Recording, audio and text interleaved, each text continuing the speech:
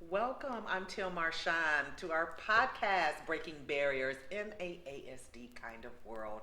My co-host, Amanda Ford. hello y'all. Welcome back. So, what is our topic for today? So today I wanted to go over some of the frequently asked questions about autism. Once again, we're not the experts in the field, but we are here to just give a helping hand, resources, and some information for our audience. But we have experience. We do have experience, yes. We both have credentials in ABA, and we just have myself has experience with my little sister who has a diagnosis of autism spectrum disorder, and I know that you've worked with children with autism as well. Yes, and adults. And adults.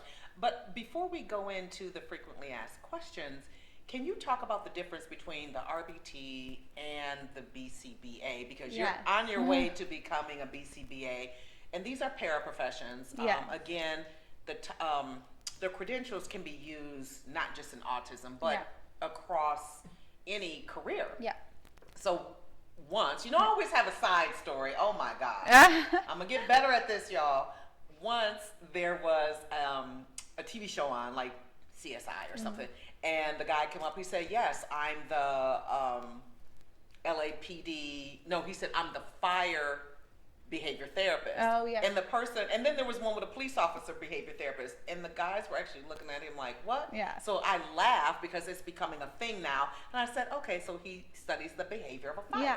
So same with us, Yes. right? A great credential, but it can be generalized Yes. across any field. Like, girl, we can go Absolutely. work for Google. Yeah, no, You know, absolutely. Seriously, as their as a behavior Yes. technician or Yes. what have you. But so Yeah. before we go into the questions, can you talk about the difference, the BCBA, Yeah. because it's a lot Yeah. of learning she's doing right now. Yeah, so we are both RBTs, which is a registered behavior technician. And the really awesome thing about that is behavior is universal. So where it might be usually associated with working with children on the spectrum, that's not where behavior ends, right? Right.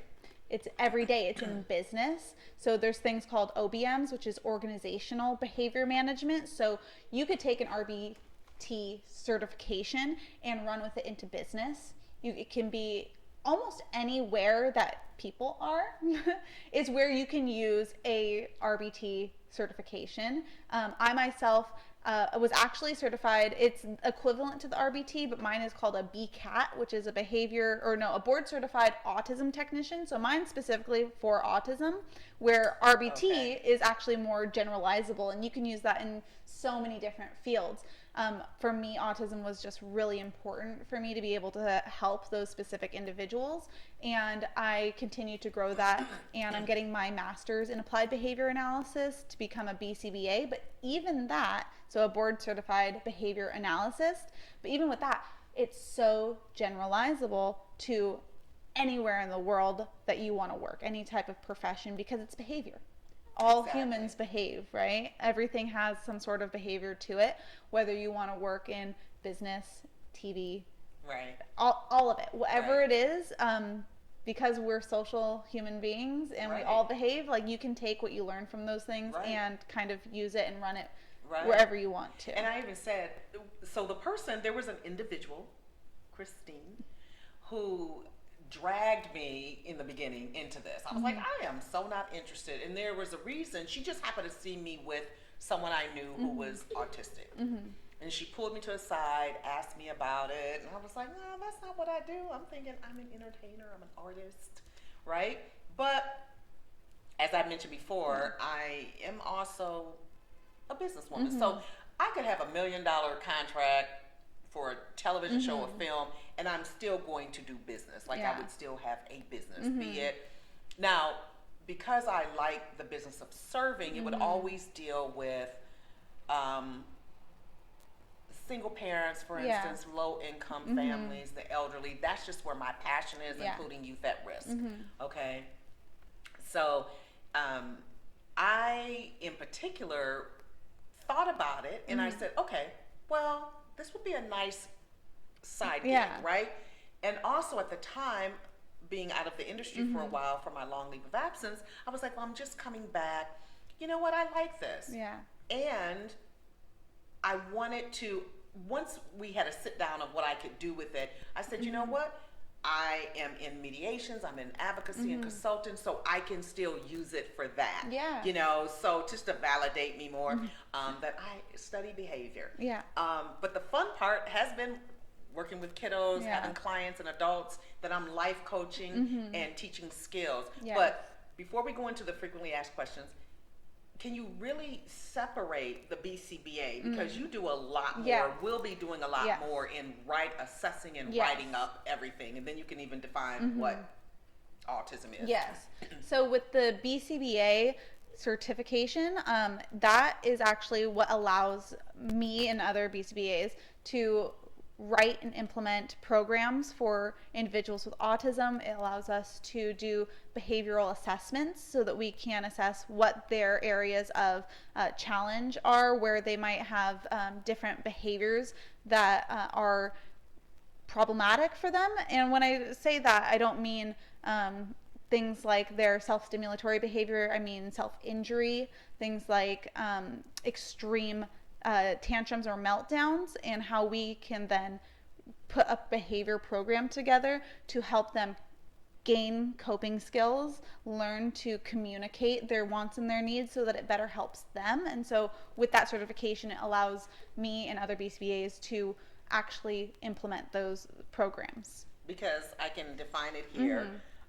When someone says, what is the goal of ABA therapy? It is the goal of an ABA program, Applied Behavior Analysis Program, is to help each person work on skills that will help them become more independent and successful in the short term as well as in the future. Yeah. Now, realistically, we all need that. Yeah. We all need that, Yeah. right? And so, like I mentioned before, I love to set the bar pretty high, knowing that a person I'm working with is capable. Yeah. Is very, very Yep. capable. For me, in the beginning, ABA, I had some gray area. I hate to say it. But it's the truth.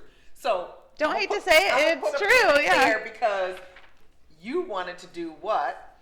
Yeah, I want to talk about the elephant in the room, which is that I understand that not everybody is on board with ABA, and a lot of people actually are against ABA, and for a lot of valid reasons. It's very true. I think that ABA we have put ourselves into this box of we are the organization, we are the treatment that helps autism, when a lot of people on the autism spectrum say, I don't need to be changed. And that's valid too.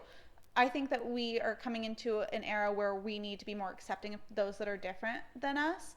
Absolutely. And the big fault of ABA in the past has been that we try to change things because we want people to fit into the norm, whatever that means, yeah. right? And the way that we've defined autism in the past, or the way that we've been pushing for reducing like stims, like individuals that rock or flap their hands or script or engage in echolalia where they're repeating. Do you want to give an example of what it looks like for people who may not be aware of it? Because remember, some people may listen to this podcast and be wondering, like our producer talked to us before in one of our meetings, pre-production meetings, was, okay, what does it look like when a parent is wondering if their child is on the spectrum or not? Yeah. Because again, as of 2020, you said 1 out of 56? Out of 54. Out of 54. And more, it's diagnosed more in boys, correct? Yes. Okay. More in boys than girls. And we'll go into that too. I actually have some statistics on why that is. Okay. But without, like, I'm not trying to take on the symptoms of an individual with autism, but some people will see the actions that individuals with autism engage in and just be like, that's weird. But it's What's not. an action? Show me an action. So I know, but I don't want to take on, like, I am not autistic, but things like flapping their hands, things like rocking back and forth. I've had a lot of clients that rock back and forth for self-soothing. They flap for self-soothing. How about the ones who? Oh yeah, there's self-injury. Well, there's ones Just the tapping. Yeah, the tapping where they're just, and it could be on different parts of their body. And my little sister, I don't know if you remember seeing her, she has a bunch of bracelets. For her, hers was shaking her arm, and she liked the way that the bracelets felt rocking back on her arms. So her arms are like decked out in bracelets, but that was a coping skill for her. Gotcha. Her stimming is a coping skill for her. So she Right. would shake her arm with her bracelets and everything. I've had kids that I've worked with that spin in circles. And I've had kids that repeat things over and over, things that they like, funny words or things they hear on TV, or they'll do the entire script from a movie. The entire script. And those are things that actually help them in their bodies feel comfortable, self-soothe. And I think that's one of the things that has given ABA a bad rap, is because those aren't things that we see neurotypical people doing. So we say, you need to stop. Or there's a big thing where it's like quiet hands, happy hands, quiet hands, and you can't, there's no such thing as quiet hands. Like, do people still say quiet hands? Some people still do say quiet hands, but why stop somebody from engaging in those behaviors when it's self-soothing and it helps them? Right. So I think that's why ABA has gotten a bad rap for years, is because for a long time we tried to. ABA therapists tried to reduce those behaviors. They would yell at kids when they would script and say, stop. Or they would put their hands over, no more flapping your hands. Or they would have kids sit on their hands. That's why. What does it serve you or anybody else? I'm not saying you, but like, what does it serve you to make a kid stop doing that? Right. Like, what is it bothering you that Right. they're doing something that helps them? Right. It's not hurting them. It's not getting in the way of anything that they need to be doing to learn. And I think that's one of the things that really has given ABA a bad rap. Right. I remember even, this was in a training I was listening to, and I really admired this lecture I was actually in, more of a training and lecture. So they talked about how shoe tying, a target that will that they will implement in a child's ABA program, shoe tying. And the person directing this lecture said, why would we make it a thing when you have shoes with straps? So at some point, pick your battle. Yeah, so I just want to, real quick. Go ahead. I don't know if you noticed, my sister's shoes, they're not tied. She's 18 years old. She has never learned to tie her shoes. In this day and age, does she need to learn to tie her shoes? Is it going to make her a worse, better person? I don't know. No. Exactly. No. We picked our battles. We don't need to buy her shoes that have laces. Exactly. They make shoes that don't have laces. Like what? Right. So I think that's another thing, is like ABA has pushed goals for the sake of pushing goals, have taught children skills that are not relevant to their everyday lives, not culturally relevant to families. Right. Like, you're going to teach a child maybe what a certain food item is that they're never going to come in contact with because of their culture. Like, if they're vegan or if they're vegetarian, you're going to teach them what ham and omelets are.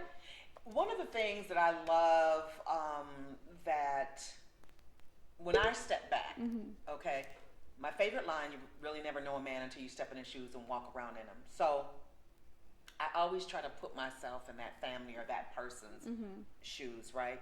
And my mantra when I started joining this community, I had to just do something different. Like, I still had to develop my way, right? Or I just wouldn't have been able to show up. Yeah.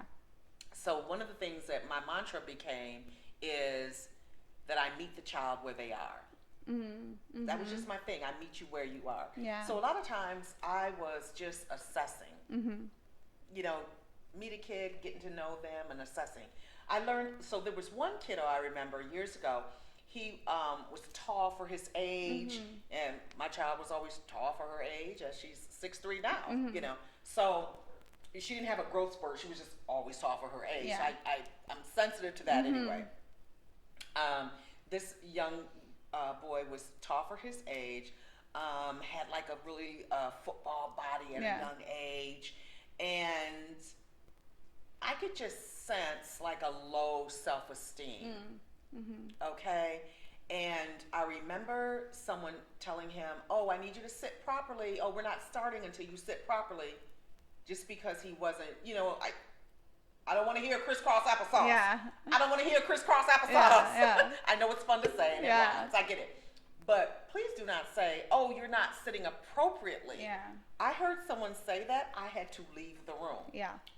Oh, and it was just really his size Yeah. in this little space. And I just thought about my child. Yeah. Like, again, the discrimination and the biases we have that come from us. Yes.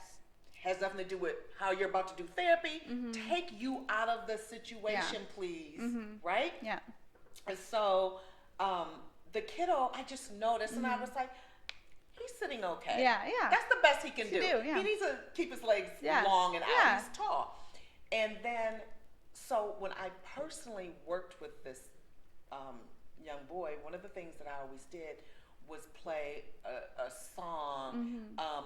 This is the fight song. Oh, You know, I always yes. played that to just get him warmed up and started. Yeah. And he would always, we do all these little Yeah. gestures to just make him feel good before we got into anything. Yeah. Yeah. Right? Interest led. We want to make sure our I like that. Yeah, that we're making sure the child's interest is leading the therapy, Yes, right? Because we yes. often think about what we want or like society wants, and that's not going to benefit them. Right. And that's what I'm saying. So it goes back to how do we help them show up? And then on the flip side, I try to have the parents, and this hasn't always fared well. Yeah. Where I want to empower the parents. Yeah. Like, so my thing is, yes, you should send your children to school. Yeah. But please don't let school be the only learning platform. Yeah. School Okay. often fails children anyway. So we need a lot more Yeah. than just that institution. Yeah. So let's, if we can get out of that habit, and I want to say this to families. I understand when we're tired. Yeah. I understand when we are without resource or access. Yeah. I get that. Yeah. I get that. So I don't want you to think, you don't know my life and da-da-da. No. I'm letting you know now. I know what that looks like, Yeah. and that's why I mentioned in another one Yeah. of our episodes of the podcast that I'm a connector. Yes. So, and I want us to be able to connect those dots with people. If you're tired, if you don't feel like you have access, here's Yeah. the resources we can give you. Yeah. Here's what we want to give you, Yeah. whether it's to other people in the community or anything else that Yeah. you need to help level up your life Yes. and have it be a good one. Yes. Okay. We have 5 minutes. Okay. So I'm on the same page as you with all of that. I think that's great. We're here to give resources, and I just want to go into some of those FAQs. Sure. That was a long-winded thing for what we do, but last thing that I want to just say is we're not here to push ABA. Right. That's not what we're here for. We're here to help the community. That may be what we do, but we're not. We know that it's a family's choice of what treatment they choose for their child Absolutely. if they choose a treatment. So Yep. yeah, so we're not here to push that. What we are here to is give resources. So I'm going to jump into just some of the frequently asked questions about autism. Oh, we never did get into Yeah, different no, we aspects. didn't. That was our whole Sorry. episode. That was what our episode was supposed to be. So I'm going to jump into them really quick, give you guys some information. Okay. So the first question that's frequently asked is, what is autism spectrum disorder? And I actually have the definition right here. So autism or autism spectrum disorder refers to a broad range of conditions that characterizes challenges with social skills, repetitive behaviors, speech, and nonverbal communication. So those are the skills that we really work on in therapy, but those are also skills that can be worked on, like you said, through acting, through expression with art, through all of these different modes that isn't necessarily ABA. Correct. Going on, what are some of the symptoms? I think we just kind of covered that when you were asking me to do some of the symptoms. Those are some of the self-stimulatory symptoms of ABA. It's not what not ABA, of autism. And that's not what defines autism. So some kids with autism don't stim. So they don't rock back and forth. You won't see it. We may see a lack of eye contact. Yes, we might see a lack of eye contact. We might see no verbal. Not every child with autism speaks. I think it's actually a pretty high statistic that like 40% of individuals with autism are nonverbal. Okay. And they either use some other form of communication, whether it's sign language, gestures, or AAC devices, so like the tablets to talk. So that's another symptom. And then just social, unaware of social nuances, I guess, different social aspects. those are some of the symptoms of autism. Another frequently asked question is, how is autism spectrum diagnosed? And it can range. So some parents, and I'm going to say parents are the one, you know your child best, right? Don't let other people necessarily tell you this, or that. Like, you know in your gut with your child, but some of the things that come up usually are in the first few years of your child's development. They might be delayed. Sometimes they might get to a certain age, around 2 or 3, and regress. And that's when you know to either talk to your pediatrician. If it happens later in life where the symptoms aren't as noticeable, sometimes teachers refer parents, and you can get a diagnosis that way through a psychiatrist, I believe, or your pediatrician. Yes. The last one I just want to go over is just how is autism treated. That's kind of what we started jumping off into, which is ABA, but that's not the only treatment, and that's not what we're pushing here today. Right. And we mentioned real quick that there's all kind of therapy that people can use. One of the things that when I'm working with a kiddo, I do a lot of music, and then again we do acting, and mine is more of the social skills, dramatic skills, a lot of performance, and it just helps the child, I believe, start with first of all, it increases their self-esteem, what I've observed. And then we can go from there. Once I can tap into the esteem part and just keep reinforcing how wonderful they are and gifted and smart, I'm on a roll.